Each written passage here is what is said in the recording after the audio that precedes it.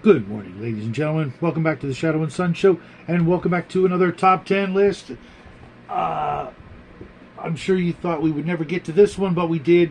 Like I said, we're not going to try and milk these too much, but I hope everybody who listens to this video will give me their top 10 list one way or the other, preferably in video form on YouTube, so more people can share in this experience. Um, Music has been a huge part of my life. Oh, God, all the way back to being 10 years old, listening to a radio station called the New 10Q, an FM station when FM was brand new. And I had this, oh God, I had this little Snoopy radio that I gotten from my grandparents for Christmas. And I used to drive my little brother nuts because he was, years younger than me. And I would listen to it till the batteries ran out every night, listening to all the greats of the time. So this would have been, 77. And boy, there were some greats back then. And up until a certain point, I was very active in music. And it's like I said, it's always been a huge part of my life. And I'm going to start the list with a couple of honorable mentions. I think I actually have 4 this time. And I could have, I literally could have made my top 100. Oh, it was so hard. I had to pull everything out. And with the exception of one, which I could not find, that's pretty high up on the list. I have every one of them. I listen to them a lot. That's why they're here. One of the criteria is listening to this particular CD or album a lot, and by a lot I mean right now. Sure, there's stuff I listened to when I was younger and listened to the hell out of it, like Motley Crue's first album. I burnt that album out.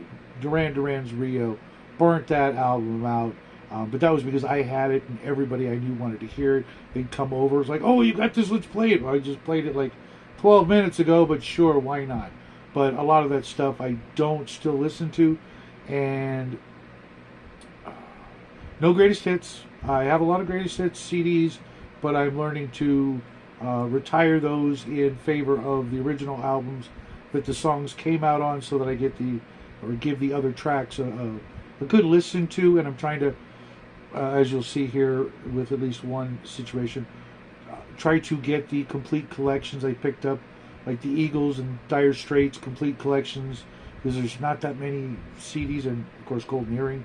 I got the entire everything they ever did, a 60 CD box set, and that's the way to go in my opinion. Get the whole collection and then hand off all those individual CDs or records, maybe not records because I know how you record guys are, you won't part with those ever, but hand them off to people, turn them on to some new music. But let's get this started with a little bit of a sad story. I ordered this set and I received it either a couple of days before or a couple of days after Chris Reeve's passing, and this has 5 CDs on it: Water Sign, Shamrock Diaries, On the Beach, The Road to Hell, and Espresso Logic. And Road to Hell was the first song I ever heard by him back in, I want to say, the early 80s. And my whole life I've been trying to find his music, and it was really hard to find until the internet rolled around, and I picked up this set. And the guy famous for going home for Christmas died last year, December 22nd. Broke my heart along with everybody else. He was, in addition to being a singer and songwriter, one of the greatest slide guitar players ever. He was a father, family man, and of all things, race car driver, and created some of the most powerful music I've ever heard. So that's an honorable mention, because I can't really say that I listen to it as much as the others, because I just got this and I only had on a cassette from back in the day when I recorded it, because I heard Road to Hell one time on the radio, and I'm like, oh my God, and it was the extended version. This song is amazing. And I had my cassette player waiting, and it played one more time on the radio. I recorded it, and I never heard it on the radio again until YouTube allowed me to do a deep dive into everything he created. Another honorable mention, a band I've sort of grown out of favor with, but I can listen to this CD, and I recently did, and I still love it. It was the CD that got me into this band because it's when it came out, 1981. Just absolutely every song on here is a banger. Every song on here, just absolutely magnificent. And they put out some great music up until Roll the Bones. That's when I got sort of too preachy. Just gonna listen to the older stuff. Rush, Moving Pictures, great album. It's even got a really interesting cover. They had a sense of humor, and with Neil's passing again recently, that sort of put an end to that for me. Next, Phil Lynott and the Boys, Back in Town. Thin Lizzy's Jailbreak. I can listen to this one every day and not get tired. Jailbreak, Angel from the Coast, Running Back, Romeo and the Lonely Girl, love that one. Boys Are Back in Town. I kind of a little burnt on that one. I'm sure we all are. But Fight or Fall, Cowboy Song, Emerald, all great tunes.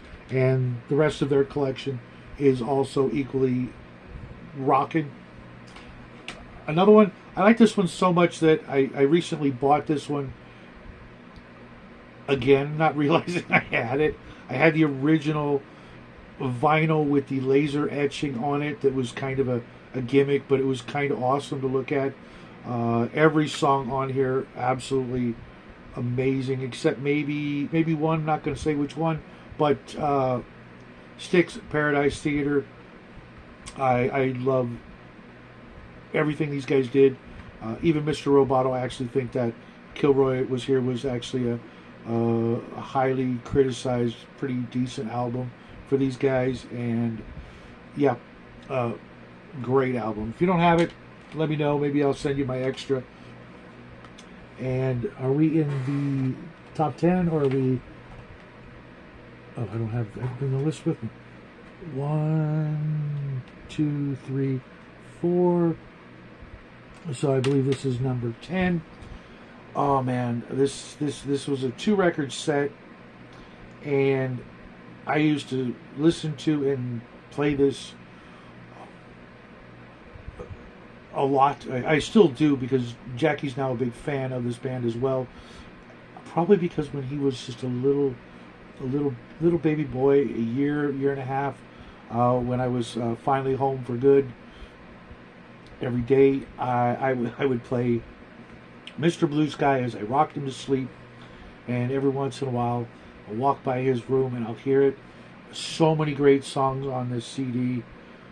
Turn to Stone, Sweet Talking Woman, Across the Border, Night in the City, Jungle, that one always makes me laugh. Stepping Out, Standing in the Rain, Big Wheel, Summer and Lightning, love that one. Mr. Blue Sky, I mean, who doesn't love that song? That's just absolutely amazing piece of work. And to be honest, everything Jeff Lynne ever did, I loved. His solo albums, one of the most magnificent bands to see live. And if you're only going to own one ELO CD, this would be it. But I am searching for that complete box set. It's kind of spendy compared to some of the other box sets I've picked up, and it's only got like, I think, 10 CDs in it, and I picked up Golden Earring 60 CD box set for a third the price. So now here's one you guys probably aren't familiar with. A man, I believe he used to play drums for the band, and I was working as a maintenance man and a roofer for a particular hotel chain. Not going to say which one because they were kind of assholes, but I would hear a couple of songs off this CD on the radio while I was up tarring roofs, and literally every song on here is awesome. Peter Gabriel does some background vocals, as does Bono. Not thrilled about that, but still great songs, and that's none other than Robbie Robertson's Showdown at Big Sky. The song Showdown at Big Sky, still just thinking about it sends chills up my spine.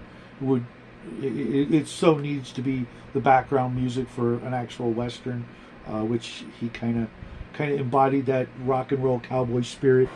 And he put out a bunch of other albums on his own, but this is the only one I have right now, and I can listen to this one every day as well.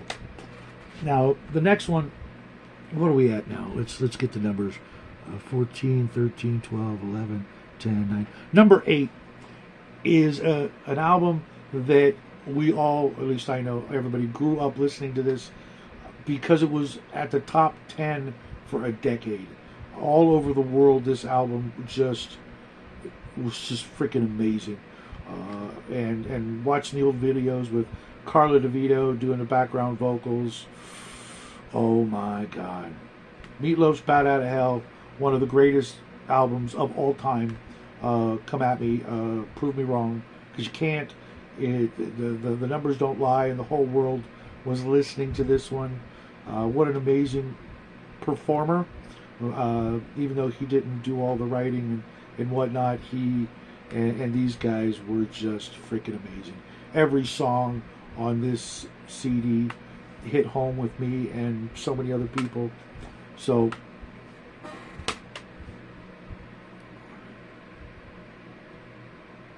number 7. Now I like both iterations of this band, maybe even 3 or 4 iterations depending on how you look at things, but I was always more of a Ronnie James Dio fan than an Ozzy fan, mind you. I saw Ozzy in concert and it was awesome, and he was a very interesting guy, but Ronnie for me was more of a consummate professional musician, and something of an interesting character himself. Maybe not as flamboyant, but definitely more coherent than Ozzy, and that puts Black Sabbath's Heaven and Hell at my number 7. Neon Nights, Children of the Sea, Lady Evil, Heaven and Hell, Wishing Well, Die Young, Walk Away, Lonely is the Word. Just absolutely. There's arguments as to which band was the originator of heavy metal, but I'm going to go with Black Sabbath because I listened to more of them than I did Deep Purple. And this album, I can still listen to it any day of the week. And while I do have a bunch of Ozzy and a bunch of Dio solos, this one for me is the apogee of the two situations. Number 6. Number 5, I guess. Oh, that's right.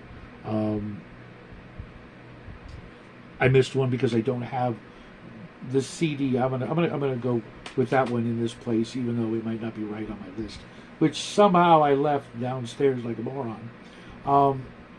Eddie Money's No Control album came out, I want to say 1982, and MTV played the hell out of Shakin', No Control, and Think I'm in Love, and all those songs were fantastic. But there were some other songs on that album that made that album on my playlist to this day. I can listen to every song Eddie Money ever did. I thought was phenomenal. Even the covers he did of several songs, and up until his end, he was still rocking. And I hope if you guys haven't really given him much credit, you kind of burn out on 2 Tickets to Paradise and stuff like that. Go back and listen to his early stuff or even his later stuff. No matter where you pull a song from, he was an absolute amazing guy, and he's kind of funny guy too. From all the interviews I've seen of him and whatnot, he was an amazing character. I kind of always looked at him like he was America's version of Ozzy Osbourne, if you know him really well, and the things that he was into, and behind the scenes, and his studies and his research when he wasn't touring. He was an amazing guy, a fantastic musician, and sorely missed by this guy. Next, another band that damn near everybody's gone, but oh man, I listened to this CD. Now, most of you are probably more familiar with Hotel California. But this one for me was it. Every song on here was just hit me right here in the feels. Even the instrumental Journey of the Sorcerer was amazing. But One of These Nights, that song alone is in my top 3, 4, 5 favorite songs of all time. But I love these guys. They're one of my favorites.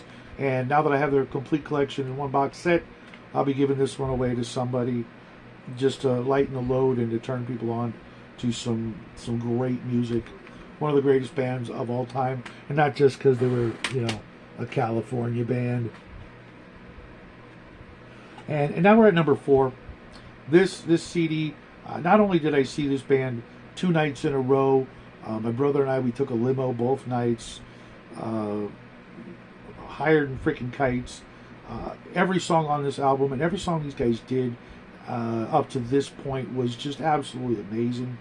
Even a few albums after, Defenders of the Faith was pretty good. Turbo had some issues for me because that's when I realized some of the lyrics were about things that I was just not on board with. But Screaming for Vengeance, oh my God, what a tour de force of metal, just magnificence. This is like their moving pictures. This was the height of their career, the absolute sell out everywhere they went. Everybody knew who they were. MTV's playing of You Got Another Thing Coming, also just one of their just seminal pieces that just told you exactly who the heck they were, and if you didn't like it, you know where you could go. So many great songs, and not just like headbanging bullshit. There's a song on here, I think it's Fever, an absolutely amazing ballad that showed the talent of not just Rob Halford's voice, but everybody else in the band. This one was just one of the. Give you kind of an example of how much I like this album. I still to this day have 3 copies of it on vinyl. I don't know how I came up with and how I acquired 3 copies of it on vinyl, but out of the 10 records on vinyl that I have, 3 of them are this one. This one just kicks ass. Now, the top 3 are obviously, my absolute favorites, but in a lot of ways, this one right here, number 3, is probably my family's album. Whenever we go on a road trip, this is what we play. Even if it's like this morning, on the way home from church, we always listen, and we take turns playing music, and I picked a song first, and then the boy comes, and it's my turn, and what does he play? Band on the Run by Paul McCartney and Wings. I'm not a big Beatles fan, cannot stand John Lennon, but Paul McCartney and Wings, they just blew my mind. The Wings Over America CD, which I almost pulled up instead of this one, just because it's got some other songs that are not on here. Absolutely loved Paul McCartney and Wings, and this CD, if I play the CD, everybody's singing along in the house. We love this one. Now there's a song on here, Bluebird, not a big fan. We kind of always skip that one because it's kind of a little too fruity for us. But it was the 1970s, and just coming off the Beatles, I could see why I was there. And, Paul's wife was, probably responsible for such a song, but we absolutely love it, and we all sing along all the way to 1985. Every song on here except Bluebird is just absolutely amazing. Even the album cover with a whole bunch of famous people that weren't in the band that just happened to be able to come and join for this photo shoot. It's an interesting story, and I've got the really special edition version with all kinds of stuff in it because just absolutely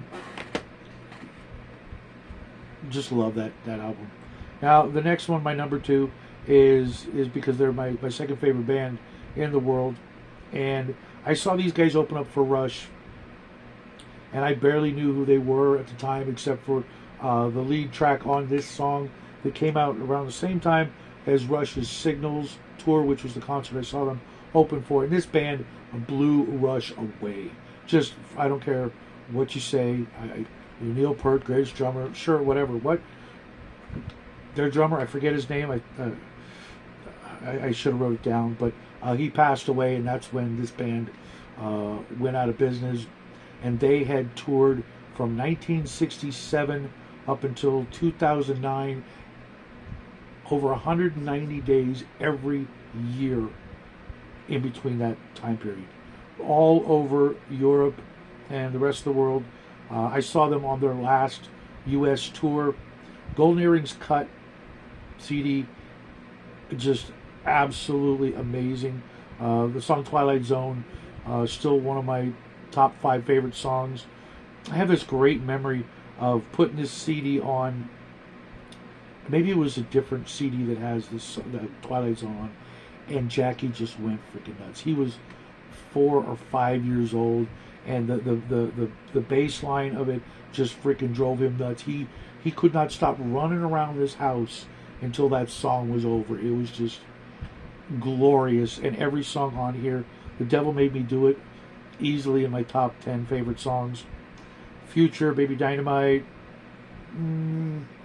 Last of the Mohicans, even though I don't like the movie or the book, the song is pretty awesome. Also because it doesn't really have a lot to do with the book or the movie. Lost and Found, pretty sad song. Twilight Zone, Charging Up My Batteries, Secrets.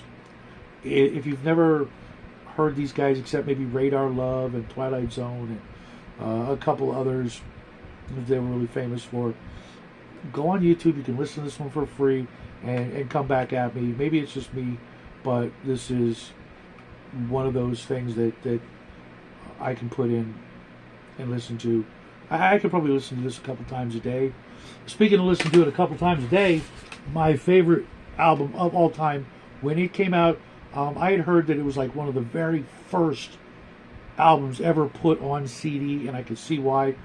There's one song on here where they had not 1, not 2, not 3, not 4, not 5 of the band members all playing guitar at the same time, which is something they were famous for. In concert, the drummer, the keyboard, everybody would pick up a guitar for a particular guitar segment of a particular song, and all 5 of them would be playing guitar at the same time. Not just like crazy freaking acid, weird, chaos, but they all had their part to play, and every one of them sang. Every one of them played multiple instruments. Every one of them was responsible for writing multiple songs, except this particular album was actually more their co-manager or manager, Sandy Pearlman's brainchild, and up until 2024 was still in the process of being perfected, thanks to Al Bouchard carrying on Sandy Pearlman's magnus opus dream compilation 3-record set. Imaginos was supposed to be a 3-record set, but he sadly passed away, and the other band members were not really on board. They wanted to do their own stuff, and you can't blame them. They put out some good stuff without being part of the Imaginos cycle or rock opera. But I literally, when this came out, and mind you, I had it on cassette, I wore it out. There were several weeks that I played this like non-stop, like all day. I mean, literally 16 hours. I would just keep flipping it, trying to understand what the story was about, what was going on, because there was just so many tracks, so many layers.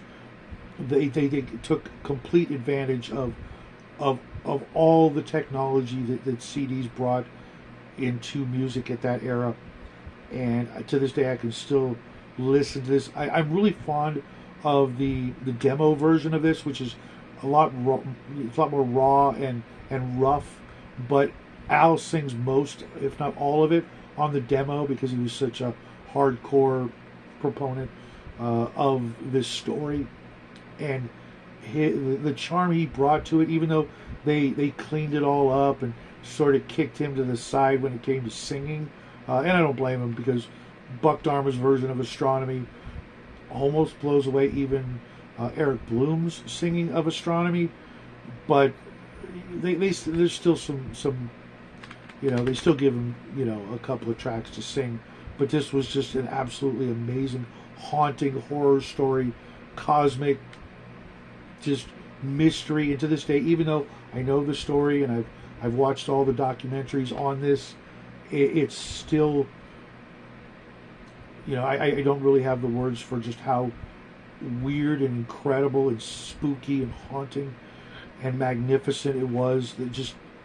There was so much to this. I'm pretty sure I heard more than once that it was overproduced, and to me, if every album was produced like this one, we'd be looking at a completely different scene in the music industry, where you have an entire band on stage instead of a bunch of dudes dancing on stage, which can't stand that. I want to see people actually playing the instruments and singing and letting more than just one guy sing, and that's your job. You're just the singer. You're the face of the band. No, every one of these guys got to do their part, play their part, and have their say, and get to spend a little bit of time in the limelight instead of just that one guy. So for me, this is my all-time favorite album. Always has been, always will be.